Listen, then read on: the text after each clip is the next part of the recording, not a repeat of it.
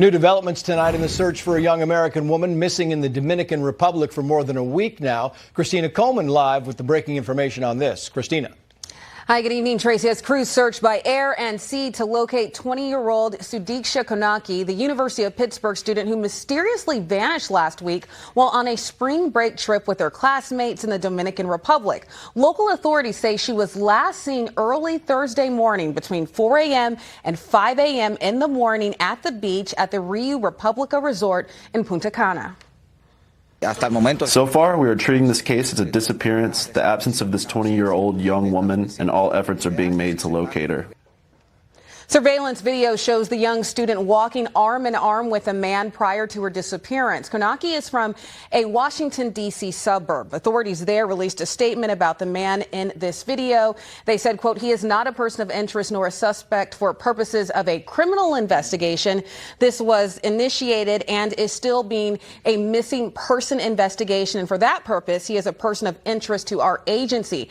ABC News reports, according to a Dominican police report, the man stayed at the beach with Konaki after her friends left. He reportedly told police the two went for a swim and got caught up in a big wave, and that he went back to the beach, threw up, and fell asleep, saying that when he woke up, Konaki was nowhere to be seen. The FBI is assisting authorities in the Dominican Republic in this search for this missing young woman. Trace? Christina, thank you. Let's bring in Fox News contributor Ted Williams, live in the Dominican Republic, and a private investigator specializing in finding missing persons, Toby Braun. Thank you. Ted, to you first. I mean, she disappears.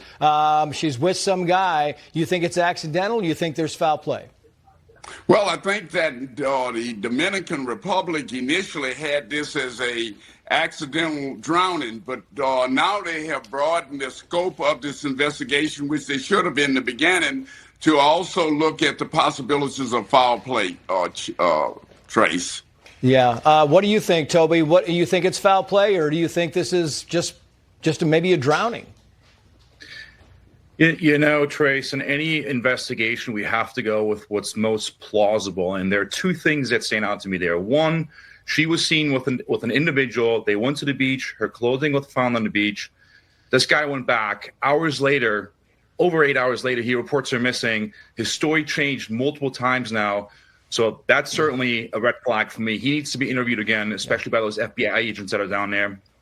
And then secondly, what's most plausible is we have to address the fact that, and the DR isn't addressing that the Dominican Republic is a human trafficking hotspot. Trace, did you know that in the Caribbean, human trafficking is a $9.5 billion industry, and the DR, criminal enterprises in the DR, make up a third of that. Wow. And that's definitely a possibility that was taken, and we can't rule it out.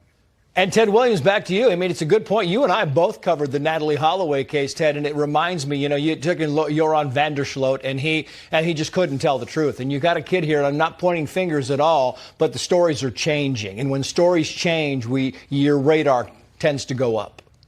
Trace, you and I covered it. You're right. These cases are eerily similar. We're talking about two individuals who were on spring break in a foreign country. And we know that the investigation of those two led to the Joran van der Sloot finally confessing.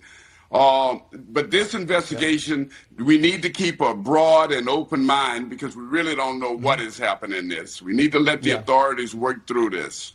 I got to go, Toby, but I want to know this Joshua Ribe, the kid that was with, or the man who was with her. Did you look into him? What do you think? His story is changing. Does he have any kind of background that would put up a red flag? Well, Trace, I'm not personally on this case. I have more cases in the Dominican Republic, so I'm intimately familiar with how things work there.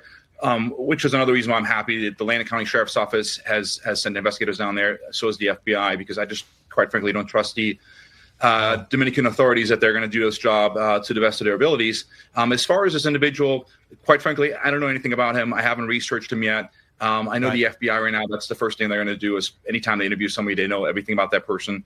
But the fact that his story has changed several times now, it's just, he is definitely a person of interest. Fair enough. Toby Braun, Ted Williams, we'll get back to you as the news warrants. Thank you. Meantime, Democrats appear willing to